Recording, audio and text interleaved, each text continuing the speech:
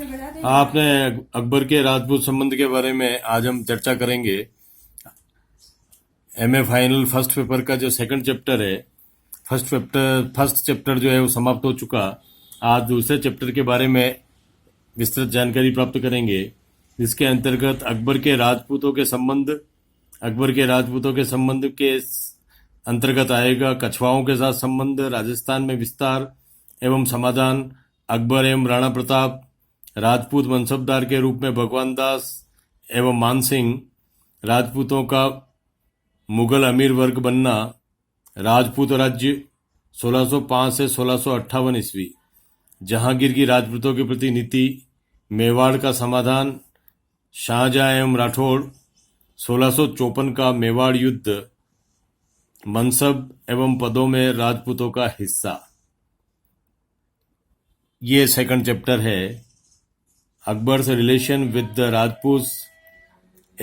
Akbar's contacts with Rajput, the Kachwas, expansion and reconciliation in Rajasthan. Akbar and Rana Pratap. B. Rajput as Mansabdars, Bhagwan Das and Mansingh. C. Composition of Rajput segment of Mughal nobility. Rajput Principalities 1605 to 1658, Jahangir's policy and towards Rajputs, the recognition of Mewar, Shahjahan and the Rathors, the Mewar War of 1654, Rajput share in मनसब and पॉस। ये दूसरा chapter है, जिसके अंतर्गत आज हम चर्चा करेंगे अकबर की राजपूत नीति के प्रति। क्योंकि अकबर की जो राजपूत नीति है वह हम देखते हैं कि भारत में मुगल साम्राज्य का एक आधार स्तंभ के रूप में स्थापित हुई, और इसी राजपूत नीति के बल पर अकबर ने भारत में अपने पितामह बाबर द्वारा स्थापित मुगल साम्राज्य को सुदृढ़ बनाने का एक राजनीतिक प्रयास, एक कूटनीतिक प्रयास किया। और ये कूटनीतिक प्रयास ही इतिहासकारों ने राजपूत नीति को लेकर के उसके तथ्य हमें अवगत कराए हैं। लेकिन मेरा मानना यह है कि अकबर की जो राजपूत नीति है, ये निश्चित रूप से भारत में मुगल साम्राज्य को इस्टेब्लिश करने की नीति के रूप में देखा जाना चाहिए। क्योंकि इस राजपूत नीति के अंदर हम देखें कि किस तरह से अकबर ने एक विदेशी जाति का होते हुए, एक विदेशी शासक होते हुए, भारत के बहुसंख्यक समाज के प्रति, बहुसंख्यक जाति के प्रति और यहाँ की वीर योद्धा जाति के समर्थन को लेकर के अपने साम्राज्य को सुदृढ़ करने में सफलता प्राप्त की थी। राजपूतों का सहयोग प्राप्त करने के लिए अपनाए गए उसके जो अपनाने का कारण था, वह कारण इस प्रकार है कि विदेशी शासन की संस्थापना हेतु स्थानीय समर्थन प्राप्त करना। हम देखें कि बाबर और हुमायूं, जिन्होंने कि भारत में मुगल सत्ता स्थापित की थी, लेकिन वे भारत की बहुसंख्यक जनता से नहीं जुड़ पाए थे। और अकबर ने इसके लिए पहला प्रयास जो किया था, वह पहला प्रयास था राजपूतों को अपने समर्थन में लाना।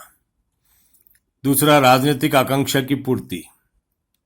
अकबर संपूर्ण भारत को अपनी सर्वोच्चता के अंतर्गत लाकर अपनी राजनीतिक आकांक्षा की पूर्ति करना चाहता था। राजपूतों से संघर्ष करके अब तक कोई भी मुस्लिम शासक एक स्थायी शासक के रूप में सफलता प्राप्त नहीं कर सका था। अतः अकबर ने अपने उद्देश्य की पूर्ति के लिए राजपूतों में सहयोग की भावना पैदा की और उनका सहयोग प्राप्त किया। साम्राज्य विस्तार। अकबर का जो उद्देश्य था वह साम्राज्य विस्तार का उद्देश्य था। मूलतः अकबर एक महत्वाकांक्षी और साम्राज्यवादी शासक था, और वह चाहता था कि संपूर्ण भारत पर उसका अधिकार हो। इस कारण से जब उसने देखा कि अपने मुगल सैनिकों के अलावा यहाँ का सैनिक समर्थन जुटाना जरूरी है, और यहाँ की जो सबसे प्रतिरोध करने वाली जो लड़ाका जाति है, जो वीर जाति है, और जो अधिकतर जो अलग अलग स्थानों पर जो शासन करने वाली जाति है, उसको अपने पक्ष में ला करके अकबर ने अपने साम्राज्य विस्तार के उद्देश्य को पूर्ण करना चाहा था। इसीलिए उसने राजपूतों के प्रति एक सकारात्मकता की नीति को अपनाया था, जो कि एक सकारात्मकता के कलेवर में एक कूटनीति के रूप में थी। राजपूत शासकों का असंगठित ढांचा।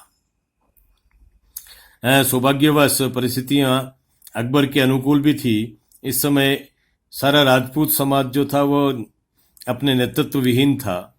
उनमें एक दूसरे के प्रति प्रतिस्पर्धा, शत्रुता, ईर्ष्या की भावना बहुत ज्यादा गहरी बैठी हुई थी। अकबर के लिए राजपूत शासकों की इस आपसी फूट का लाभ उठाकर अपने साम्राज्य की सर्वोच्चता स्थापित करने का मौका मिल गया। राजपूतों का जो ये सामाजिक अहंकार जो आपस में एक दूसरे के प्रति शत्रुता का बढ़ावा कर रहा था, इसी कारण से सारे राजपूत शासक आपस में बटे हुए थे, कटे हुए थे। ऐसे राजपूत शासकों को अपने पक्ष में करना और उनके माध्यम से अपने हित को साधना अकबर की एक बहुत बड़ी नीति थी, और जिसमें अकबर सफल भी रहा। राजपूतों का कर्तव्यनिष्ठ होना, राजपूतों की चारित्रिक विशेषता। राजपूत एक वीर, विश्वास पात्र और स्वामी भक्त जाति के रूप में माने जाते थे।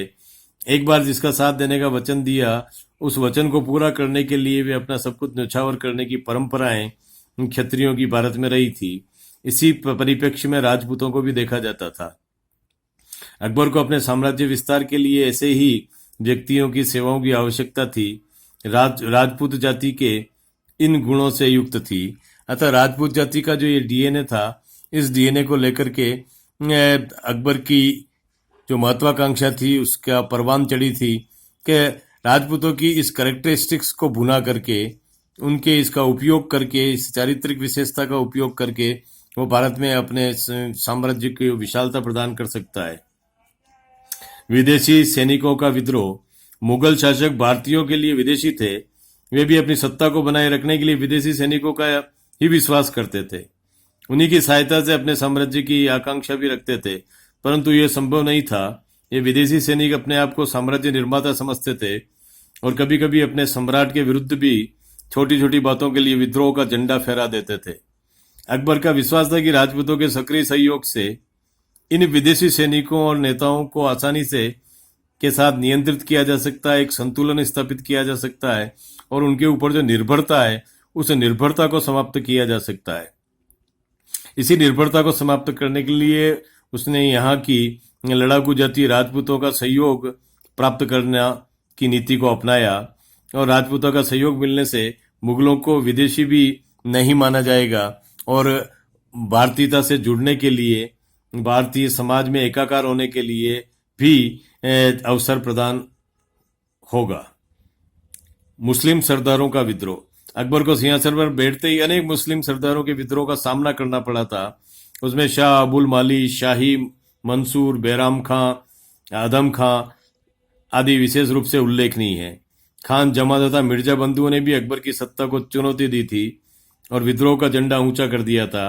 अकबर ने इस मुस्लिम सरदारों की शक्ति को नियंत्रित करने एवं मुगल साम्राज्य को सुरक्षित रखने के लिए राजपूतों का सहयोग प्राप्त करने का निश्चय किया। अकबर का विश्वास था कि वह राजपूतों के सहयोग से मुस्लिम सरदारों पर नियंत्रण स्थापित कर सकेगा। भारत में मुगल साम्राज्य को दृढ़तापूर्वक स्थापित करने में राजपूतों की पूरी मदद मिलेगी, और इसमें हम देखते हैं कि अकबर काफी हद तक सफल भी रहा। अकबर के बचपन के पृष्ठभूमि।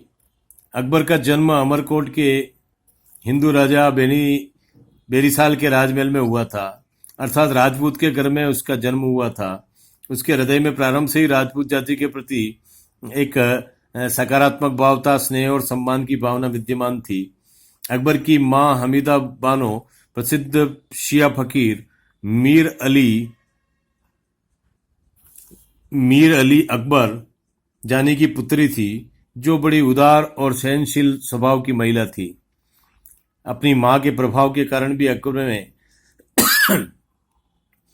उदारता और सहनशीलता का समावेश हुआ था। इस दृष्टि से भी कई इतिहासकारों का मानना है कि जो अकबर की जो पृष्ठभूमि थी, इस पृष्ठभूमि के कारण अकबर का झुकाव राजपूतों की तरफ था। लेकिन यहाँ पर ही मैं स्पष्ट कर देना चाहता हूँ कि इस तरह की अगर कोई भी संस्कारों की विरासत या कोई पृष्ठभूमि अकबर के हृदय में होती, तो वो जिस तरह का कत्लेआम उसने हिंदू इलाकों का किया था, चाहे वो चित्तौड़ का कत्लेआम हो, गाजी की उपाधि धारण करना हो, वैसा कृत्य उसके द्वारा नहीं होता। अतः मेरा मानना है कि शुद्ध रूप से अकबर की जो ये राजपूतों के प्रति जो नीति थी, ये नीति बड़ी महत्वाकांक्षी नीति थी, बड़ी कूटनीति थी। शिक्षकों और सूफी संतों का प्रभाव। कुछ इतिहासकारों का यह भी मानना है कि अकबर की विचारधारा पर उसके सिया शिक्षक अब्दुल लतीफ और संरक्षक बैराम खां तथा सूफी संतों का गहरा प्रभाव पड़ा था। उनकी उदारता और व्यापक दृष्टिकोण से प्रभावित होकर अकबर ने न केवल राजनीतिक क्षेत्र में अपितु सामाजिक, धार्मिक और सांस्कृतिक क्षेत्र में भी इस तरह की राष्ट्रीय एकता स्थापित करने का निश्चय किया था और इस उद्देश्य की पूर्ति के लिए राजपूतों का सहयोग आवश्यक था।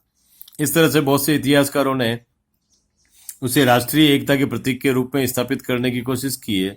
लेकिन मेरा ये मानना है कि इस राष्ट्रीय एकता के पीछे जो अकबर की नीति और नीयत थी, वह नीति और नीयत अपने साम्राज्य की स्थापना थी, अपने साम्राज्य का विस्तार था।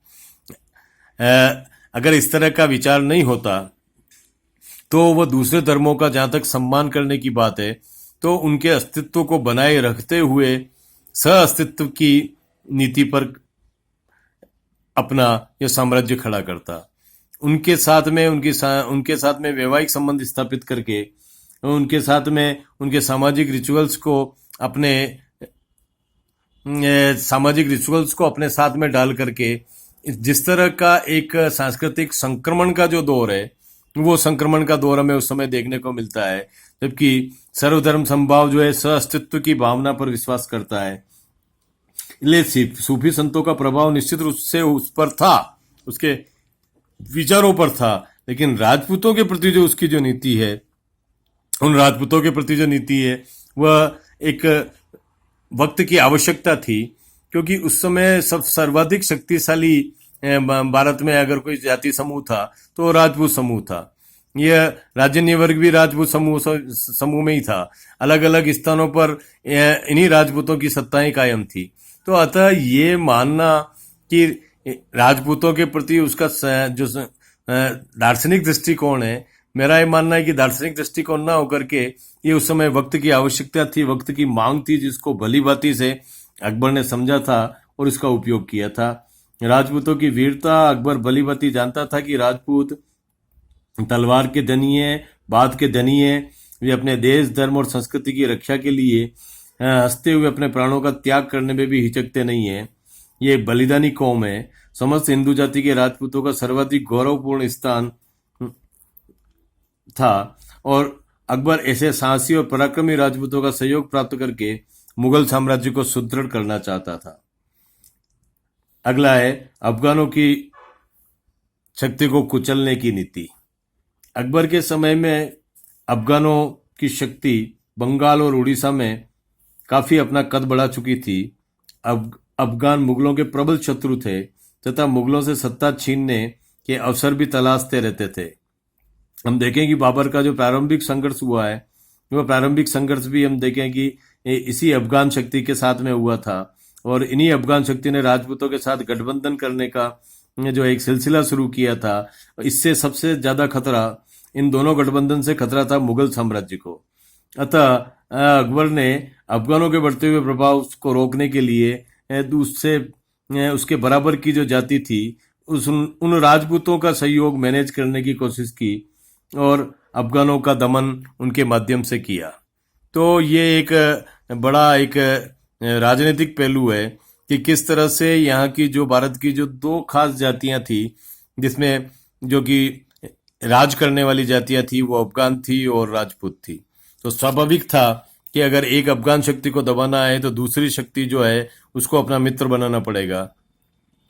और अकबर ने इसी नीति के तहत राजपूतों की कैरेक्टरिस्टिक्स को देखते हुए अफगानों को अपना मित्र न बना करके राजपूतों को अपना मित्र बनाने की नीति का अनुसरण किया और इस नीति के कारण उसे सफलता भी प्राप्त हुई। भारतीय बहुसंख्यक प्रतिरोध को समाप्त कर विपक्ष से पक्ष में लाना, क्योंकि भारत की जो बहुसंख्यक जो जनता थी वो हिंदू जनता थी और उस अगर हिंदू जनता को अगर आपको उनके अंदर घुसपैठ करनी है, उनको अपने पक्ष में ला करके खड़ा करना है, तो उसके लिए बहुत ही आवश्यक था कि वो अफगानों से न जुड़ करके राजपूतों से जुड़े। और इसी नीति के कारण अकबर राजपूतों से जुड़ा, सामाजिक संबंधों से जुड़कर एक छत्रता स्थापित करना। इसके पीछे अकबर का उद्देश्य एक छत्रता का भी था कि संपूर्ण भारत पर वह अपना राज्याधिकार करना चाहता था और उस सभी इस नीति के लिए सामाजिक संबंधों से जुड़ना और सामाजिक संबंधों के जुड़ करके अपनी एक छत्रता पूरे भारत में स्थापित करने का सपना अकबर का था। तो जो राजपूतों के प्रति जो नीति है, जो एक सकारात्मक नीति के रूप में देखी जाती है, तो ये माना जाता है कि वो अकबर की एक बुद्धिमत्तापूर्ण नीति थी कि जिसके कारण वो सामाजिक संबंधों से जुड़ते हुए उसने राजपूतों की जो सेवाएं थी, जो उनकी सैन्य सेवाएं थी, उन्हें सैन्य सेवाओं का उपयोग किया। यही नहीं, इस सामाजिक संबंधों से जुड़ाव के कारण हम देखें कि ये राजपूत जाति अपने ही राजपूतों के खिलाफ युद्ध करने में भी नहीं हिचकती थी। और हम देखें कि अकबर का एक पूरा मेवाड़ के प्रति जो अलग अलग अभियान हुए, उनमें राजपूतों के खिलाफ ही अकबर ने राजपूत शक्ति का खुल करके उपयोग किया है। और इन राजपूतों ने अपनी जाति के गुणधर्मों को मिटाते हुए उनके अपने ही जाति के शासकों का साथ संघर्ष किया। यह एक इस नीति का सबसे अहम पहलू है, जो ये बताता है कि सामाजिक संबंधों के माध्यम से अकबर ने खुलकर के राजपूत शक्ति का प्रयोग अपने हित में किया। सैन्य शक्ति की वृद्धि करना, अकबर अपनी सैन्य शक्ति की वृद्धि करना चाहता था, क्योंकि विशाल साम्राज्य के लिए एक बड़ी सेना की आवश्यकता होती है और उस बड़ी सेना के लिए जब तक स्थानीय लोगों को उस सेना में भर्ती नहीं किया जाएगा, तब तक वह विशाल सेना कायम नहीं हो सकती। काबुल या अफगान से उत्तर पश्चिमी सीमा के पार से इतनी बड़ी सेना को भारत में स्थापित करना संभव नहीं था। अतः यहाँ की सबसे बड़ी बहुसंख्यक जो सैनिक जाति है वो राजपूत जाति थी। और उस सैनिक जाति को, क्योंकि दूसरी सैनिक जाति ऐसी अफगान जाति थी, लेकिन अफगानों का लगातार संघर्ष मुगल शक्ति के साथ में चल रहा था। और चूंकि अफगान शासकों को बेदखल करके ही मुस्लिम मुगलों ने अपनी सत्ता भारत में स्थापित की थी, अतः यह संभव नहीं था कि वह अफगानों का सहयोग प्राप्त करता, क्योंकि उसे भली भांति पता था कि अफगान शेरशाह सूरी ने ही हुमायूं को बेदखल किया था और लगभग 15 वर्षों तक हुमायूं को भारत के बाहर खाक छाननी पड़ी थी। अतः उसने, और वहां पर जो सहयोग हुमायूं को मिला था वो राजपूत राजा का ही सहयोग मिला था अमरकोट में। तो अतः वो अच्छी तरह से जानता था कि अफगानों का सहयोग प्राप्त नहीं हो सकता है। अफगान जो उसकी मुगलों से प्रतिस्पर्धा रखने वाली एक बहुत बड़ी जाति थी, अतः मुगलों से जिसने प्रतिस्पर्धा की भावना नहीं थी, उस राजपूत जाति को अकबर ने अपने पक्ष में करने की कोशिश की और इसी राजपूत नीति के बल पर अकबर ने अपने साम्राज्य का विस्तार किया, अपने साम्राज्य को स्थायी बनाया। धन्यवाद।